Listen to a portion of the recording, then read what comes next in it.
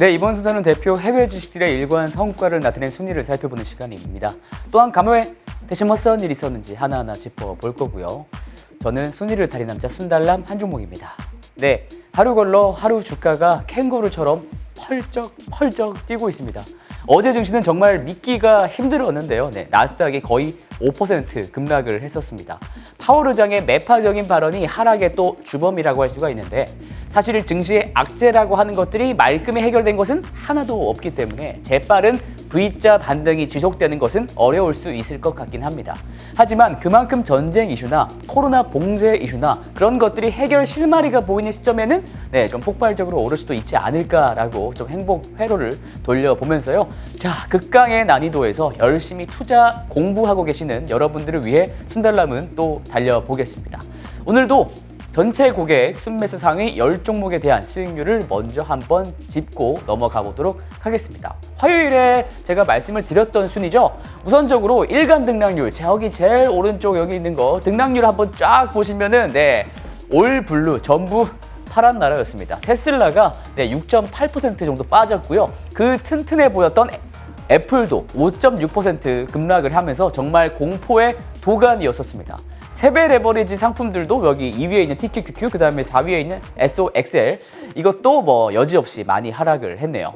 그리고 제가 저번 시간에 아이온큐에 대한 내용을 좀 말씀드리겠다고 약속한 적이 있기 때문에 오늘은 바로 양자 컴퓨팅 기업 아이온큐를 좀 선택해 달려보도록 하겠습니다. 네, 아이온큐는 양자 컴퓨팅 기업이죠. 양자 컴퓨팅이 무엇인지 좀 궁금하신 분들이 계신다고 한다면 순달람 이전 방송에서의 아이온큐 영상들을 먼저 좀 시청을 해주시면 도움이 될 것 같습니다. 아이온큐는 최근에는 분위기가 좀 좋다 싶었는데 어제는 할 수 없었죠. 네, 또한 아이온큐의 주가를 올해 수익률로 한번 뽑아보게 되면요, 변동성이 극히 높았던 가운데 하락 일로였다는 것을 알 수가 있습니다. 여기서 주황색 선이 아이온큐의 주가인데요, 아무래도 가장 크게 밑으로 내려가고 있죠. 그리고 비교해둔 다른 지수는요, 회색 선이 러셀 2000 지수를 추종하는 ETF인 IWM이고요. 아무래도 덩치가 작은 스몰캡 종목이다 보니까 스몰캡 위주의 러셀 2000 지수를 굳이 제가 비교를 해본 겁니다. 그리고 또 남색 선은 리게티 컴퓨팅이라는 기업인데요. 네, 아이온큐처럼 양자 컴퓨팅 기술 기업으로서 아이온큐의 경쟁 기업입니다. 수익률을 한번 비교를 해보면 러셀 2000이 여기 회색 보시면 22%가량 하락을 한 상태에서 리게티가 약 29% 정도 빠졌죠. 지수가 저 정도 하락을 했었으니까 개별 종목이 이 정도 빠지는 거는 납득이 가는 정도입니다.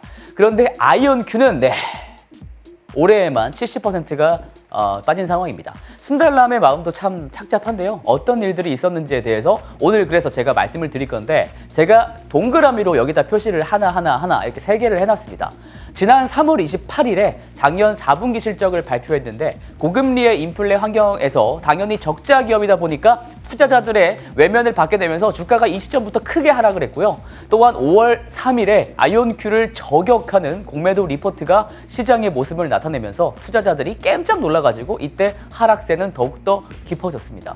그리고 며칠 전인 16일에 1분기 실적을 또 발표하면서 이 공매도 리포트에 대한 어느 정도 대응성 발언을 하면서 최근에는 좀 반등을 하고 있는 상황입니다. 그래서요, 오늘은 공매도와 실적 이 두 가지 키워드를 통해서 좀 달려보도록 하겠습니다. 공매도 얘기가 나와서 말인데요, 실제로 아이온큐를 매매하는 데 있어서 공매도 물량이 얼마나 좀 많이 있는지 제가 좀 찾아봤더니요, 많기는 많더라고요. 특히 금리 상승의 공포 때문에 올해 내내 혁신기술 주식들, 그리고 또 아이온큐 같은 적자 기업들은 뼈 아프지 않았습니까? 이에 따라서 아이온큐는 올 1분기에는 전체 거래량 중에 공매도가 차지하는 비중이 50%를 넘어가는 날이 거의 대부분이었습니다. 그래도 좀 반가운 점은 이렇게 높았던 공매도 비중이 차츰차츰 줄어들고 있었다는 건데요. 하지만 그래도 여전히 높은 것은 사실입니다. 5월 17일자 기준으로 41% 정도더라고요. 30% 정도는 밑에 내려가야 좀 기술적으로 좋지 않나라고 생각이 드는데, 그런데 제가 여기다가 동그라미 해둔 부분이 있죠.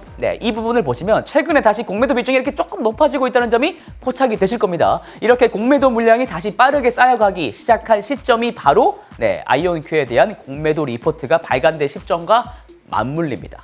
스콜피온 캐피탈이라는 곳에서 5월 3일 발표한 것인데요. 이 스콜피온이라는 기관은 스몰캡 종목들을 타겟으로 공매도 리포트를 내고 실제로 본인들도 거기다가 숏셀링을 하면서 돈을 법니다. 제가 오른쪽에 이 기관에서 공매도한 회사들의 리스트를 좀 찾아보니까요. 뭐 긴코 바이오웍스라든가 그다음에 전고체 전지로 굉장히 한국인들한테도 유명한 퀀텀스케이프 뭐 이런 기업들을 다 저격했던 적이 있습니다.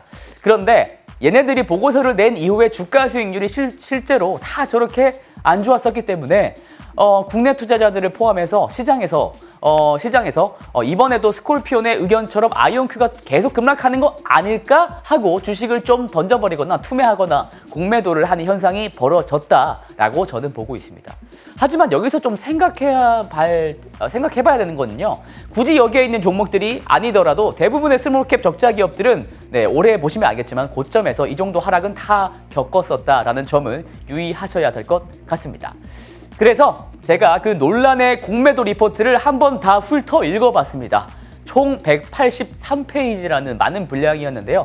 그래도 뭐 술술 잘 읽히더라고요. 양자역학, 양자컴퓨팅 이게 어려운 분야임에도 리포트가 잘 읽혔다는 것은 그만큼 쉽게 썼다라는 말이 되지만 제가 생각할 때는 그만큼 좀 전문성이 좀 떨어지는 리포트가 아니었나라는 생각도 들게 만들더라고요. 어쨌든 이 리포트의 첫 표지를 제가 이렇게 번역을 해봤습니다. 한마디로 말하면 아이온큐는 사기라는 겁니다. 마치 니콜라가 조작한 사진으로 투자자들의 이목을 처음에 끌었던 것처럼 아이온큐는 양자컴퓨팅 분야에서 거대한 사기를 치고 있다는 겁니다. 그리고 여러 가지 그 근거들을 써놨는데요. 먼저 2명의 대학 교수들이 설립한 이 아이온큐를 이 대학 교수들이 풀타임으로 근무를 하는 게 아니라 마치 부업을 하는 수준이라는 거죠. 회사에 잘 안 나온답니다. 그리고 아이온큐 양자 컴퓨터는 1 더하기 1도 못하는 쓸데없는 장난감에 불과하고 더군다나 아이온큐의 매출은 관련자들끼리만 이렇게 주고받는 통정거래로 봐야 하며 기술과 비즈니스 전부 다 거짓으로 점철된 사기 기업이다라는 겁니다. 심지어 CEO의 학력까지 위조했다라는 식으로 말을 하기도 하더라고요. 하지만 제일 중요한 점은 바로 제가 제일 위에 여기 주의사항으로 딱 써놨죠.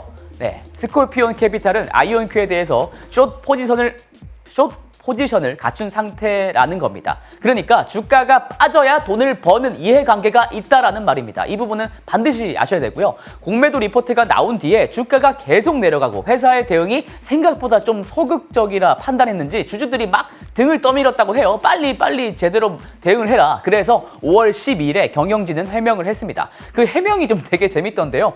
스콜피온이 쓰는 리포트가 웃길 정도로 황당하고 기술에 대해서 정말 무지하다라는 내용이었습니다. 거의 뭐 무시성 발언이었어요. 그냥 공매도 전략을 위해서 의심스러운 주가 조작 전술에 불과한 것 같다라고 이렇게 마무리를 지었는데요. 실제로 해명한 다음에 주가가 좀 저점을 형성을 하고 일부 반등을 하긴 했습니다. 뭐 양쪽의 의견이 누가 맞습니다. 뭐 제가 이렇게 강력하게 얘기를 할 수 있는 입장은 아니지만요. 그래도 공매도 리포트의 내용에 대해서 이제껏 나온 소식들을 기반으로 해서 제가 반론을 한번 제기를 해보려고 합니다.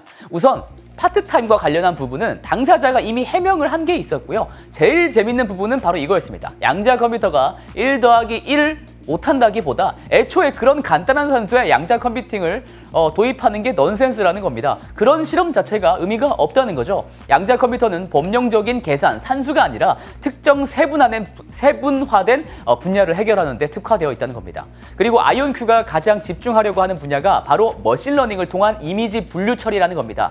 이게 뭐냐면요. 향후 뭐 배터리 제조라든가 자율주행 쪽으로도 접목될 수 있는 인공지능 분야로서 양자 컴퓨터가 쓰일 거라는 겁니다. 그러니까 이런 고차원의 방정식을 푸는 데 쓰인다는 것이고요. 그리고 매출이 다 가짜 거래에 기반했다라는 점도 이번 실적 발표에서 CEO가 발언한 내용들로 반박이 다 됩니다. 민간 기관에서의 수요와 관심이 생각보다 엄청나다라고 강조한 건데요. 특히 경쟁업체인 리게티가 공공부문 매출에만 크게 의존을 하고 있는데요. 실제로 공공부문 매출이 올해 떨어지다 보니까 리게티는 오히려 매출이 올해 역성장했습니다. 반면 아이온큐는 민간 부분 매출이 많아서 꾸준하게 매출 성장률이 분기마다 올라가고 있죠. 그리고 아이온큐의 기술과 비즈니스는 다 사기라는 것을 반박하기는 사실 너무 많은 근거들이 이미 있습니다. 미국 에너지부와 아이온큐는 파트너십을 맺은 상태고요. 게다가 미국 국방부로부터 몇 년에 걸쳐서 R&D 지원금을 아이온큐가 받을 예정이기도 합니다. 미국의 각 부처들이 뭐 속은 것이다 이렇게 말을 하면은 뭐 할 말은 없는데요. 저는 개인적으로 그건 아닐 것이다 라고 생각을 합니다. 예를 들어서 내가 다르파라는 기관에 대해서 좀 설명을 드려볼 텐데요. 여기서 제가 멋있게 준비를 한번 해보도록 하겠습니다. 네, 다르파는요, 미국 국방부 아래에 있는 방위고등연구계획국. 어렵네요. 네, 이 다르파가 대체 뭐 하는 기관이냐? 미국 최고의 미래 혁신 기술을 연구하는 기관입니다. 공공기관이에요.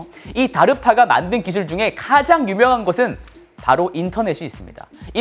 인터넷의 전신을 개발했던 것이 바로 이 다르파고요. 그리고 자율주행, 자율보행 같은 인공지능 분야랑 그다음에 로봇 관련 기술에도 선도적인 기술을 갖고 있는 기관이 바로 이 다르파입니다. 실제로 로봇과 관련한 경연대회도 이 다르파에서 실시를 매년 하거든요.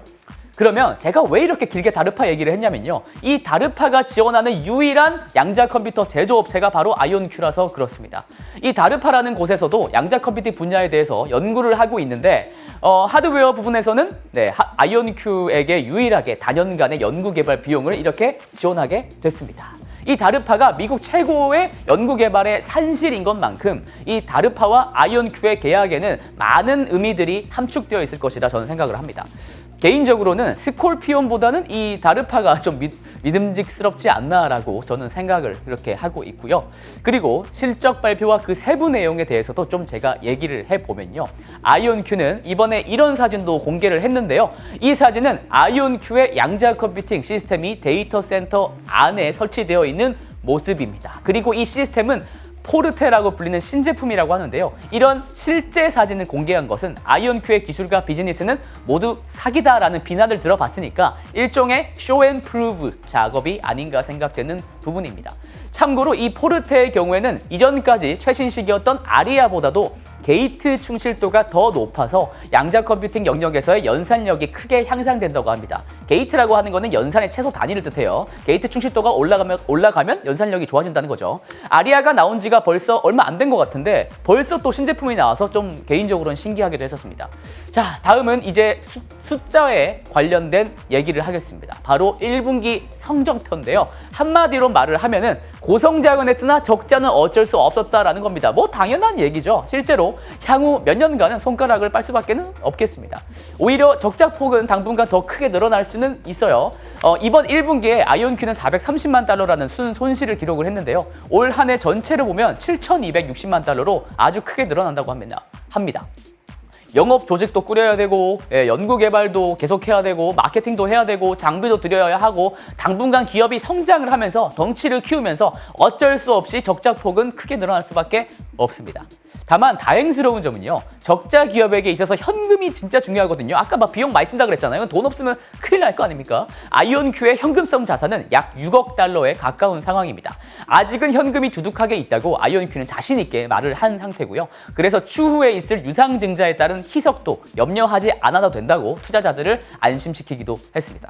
그리고 제가 제일 유심하게 보는 실적 부분은 바로 TCV라고 불리는 건데요. 간단합니다. Total Contract Value라는 건데 쉽게 말해서 수주 예약 금액입니다. 사실 이게 많아져야 결국 매출도 오르는 것이고 이 수주 금액이 올라간다는 것은 그만큼 이 양자 컴퓨팅에 대한 수요가 높다는 것을 가장 잘 증명하는 지표이기 때문에 그렇습니다.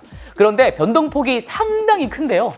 올 한 해 동안의 전망치 중간값 여기서 이걸 보시면 돼요. 전망치 중간값 23에서 27이니까 약 2,500만 달러 정도가 중간값인데 이 정도 수치는 작년 대비 약 50% 성장을 한 것입니다. 게다가 몇 개월 전에 예상했었던 이 수치보다도 이게 더 10% 높아졌기 때문에 더욱이 긍정적이라고 할 수 있습니다. 그리고 여기 아래의 내용 이거 보시면요. 2021년부터 2023년까지 3년간의 합산 TCV가 1억 달러 이상이 될 것이다 라고 회사가 밝힌 대목입니다.